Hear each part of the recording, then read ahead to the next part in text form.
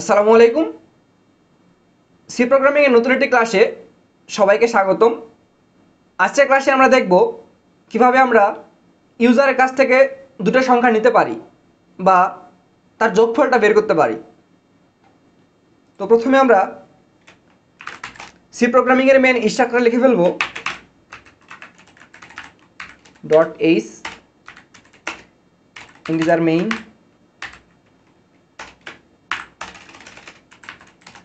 Return 0। তো আমাদের main স্ট্রাকচারটা লেখা শেষ। এখন আমরা ইন্টিজার ভ্যালু নিব বা ভেরিয়েবল নিব ইন্টিজার ডেটা টাইপের। ইন্টিজার আমরা নিলাম ইন্টিজার এ বি। আমরা প্রথমে ইন্টিজার এ বি সি তিনটা ভেরিয়েবল নিয়ে কাজ করব। তো এখন আমরা ভেরিয়েবলের মানগুলো আমরা এখানে বসাবো না। ভেরিয়েবলের মানগুলো আমরা কই থেকে নিব? আমরা ইউজারের কাছ থেকে ভেরিয়েবলের মানগুলো নিব। তো আমরা প্রথমে প্রিন্টএফ ফাংশনটা নিয়ে নিলাম। প্রিন্টএফ, এখানে আমরা লিখতে পারি ইন্টার দ্য ভ্যালু অফ এ। এটা যদি আমরা প্রিন্ট করি তাহলে আমাদের কি আসে? এখানে আমরা বি অ্যান্ড সি ভেরিয়েবলটা নিলাম না আপাতত। এটা যদি আমরা রান করাই তাহলে কি আসে? এটাই আমাদের প্রিন্ট হবে, ইন্টার দ্য ভ্যালু অফ এ। এখানে আমরা কোনো মান দিই নাই। Enter the value of a. এখন এখানে যদি আমরা একটা স্ক্যানএফ ফাংশন নিই, percentage of d comma and sign বা অ্যাম্পারসেন্ট এ, এই চিহ্নটাকে কি বলা হয়? এটা অ্যান্ড সাইন বা অ্যাম্পারসেন্ট সাইন এটা। দেন এটা আমরা ক্লোজ করে দিলাম। এখন যদি আমরা রান করাই, এখানে প্রথমে আমাদের এই প্রিন্টএফ ফাংশনটা প্রিন্ট করেছে ইন্টার দ্য ভ্যালু অফ এ। এর সাথে সাথে আমাদের এইটা একটা নতুন কাজ করেছে, সেটা হলো এখানে স্ক্যানএফ ফাংশনের কারণে আমরা এখানে একটা ভ্যালু ইনপুট দিতে পারি।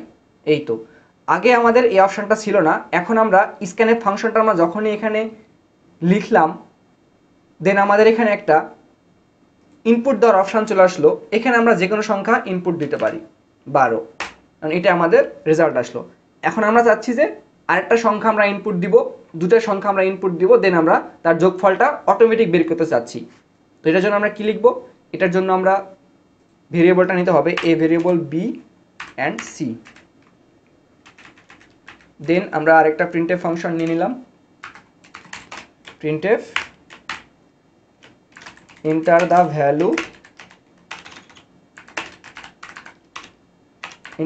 Value of b. এটা আমাদের শেষ। দেন আবার স্ক্যানএফ ফাংশন। ইউজারের কাছ থেকে কোনো কিছু ইনপুট করার ক্ষেত্রে আপনারা অবশ্যই স্ক্যানএফ ফাংশনটা ব্যবহার করবেন।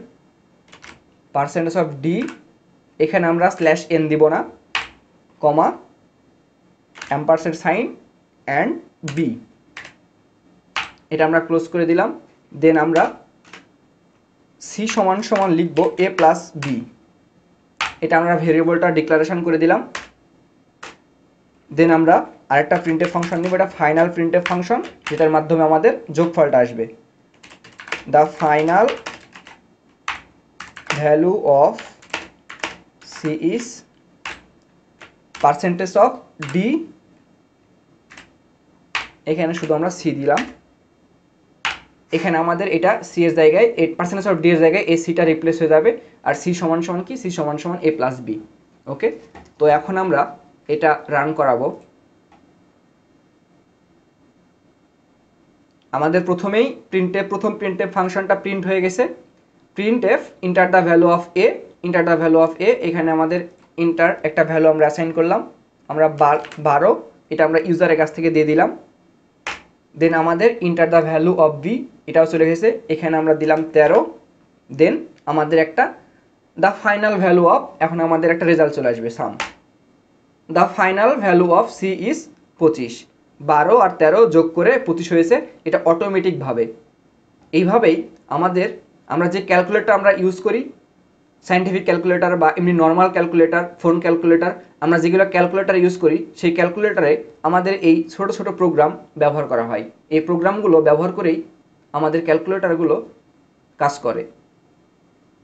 তো এখন যদি আমরা চাচ্ছি যে আমরা যদি এই প্রোগ্রামগুলোকে ছোটোভাবে লিখতে চাই, 4 লাইন বা 5 লাইন না লিখে আমরা যদি ছোটোভাবে লিখতে চাই, তাহলে আমরা কিভাবে লিখতে পারি এটা। এখানে আমরা নিতে পারি integer number 1, number 2 and some. 3টা ভেরিয়েবল আমরা নিয়ে নিলাম, নাম্বার 1, নাম্বার 2, নাম্বার সাম। 3টা ভেরিয়েবল আমরা নিয়ে নিয়েছি। আমরা প্রিন্টএফ ফাংশন নিব।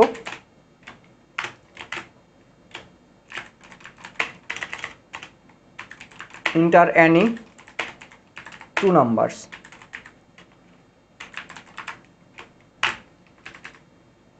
প্রিন্টএফ ফাংশনের আমাদের কাজ শেষ। এখন আমরা scanf ফাংশনটা নিব। %d আমরা দুইটা %d একসাথে নিয়ে নিলাম। দেন কমার পরে এখানে ampersand সাইন num1 কমা দেন আবার ampersand সাইন num2। নাম্বার 2 আমাদের নেওয়া শেষ। এখন আমরা এখানে লিখতে পারি সাম সমান সমান a plus b।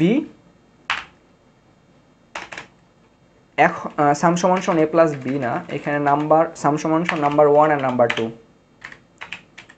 Number 1 plus number 2। এখন এটা আমাদের কাজ শেষ। আমরা শুধু এখন একটা ফাইনাল প্রিন্টএফ ফাংশনটা নিয়ে নেব। Printf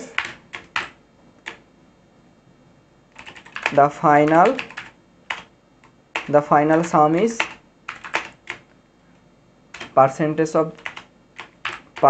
of d। এখানে শুধু আমরা সাম দিয়ে দিলাম, কারণ সেটা রিপ্লেস করবে ওখানে পার্সেন্টেজ অফ ডি এর জায়গায় এই সামটা রিপ্লেস করবে। আর এই সাম সমান সমান কি, সাম সমান সমান নাম্বার 1 অ্যান্ড নাম্বার 2। তো আমরা এখানে রান করব। এখন ইন্টার এনি 2 নাম্বারস, এটা আমাদের প্রিন্ট করেছে। এখন আমরা এখানে দুটো সংখ্যা দিব, 12, 14। The final some is 26। ওকে, তো এইভাবে আমরা স্ক্যানএফ ফাংশন ব্যবহার করে যে কোনো দুটো সংখ্যার যোগ করতে পারি, বিয়োগ করতে পারি, ভাগ করতে পারি। এখানে আমি শুধুমাত্র সাইনটা চেঞ্জ করে আমি এখানে একটা মাইনাস সাইন দিলাম। এখন আমি যদি রান করাই, লিখতে পারি 20, 10। The final some is 10, but the final result is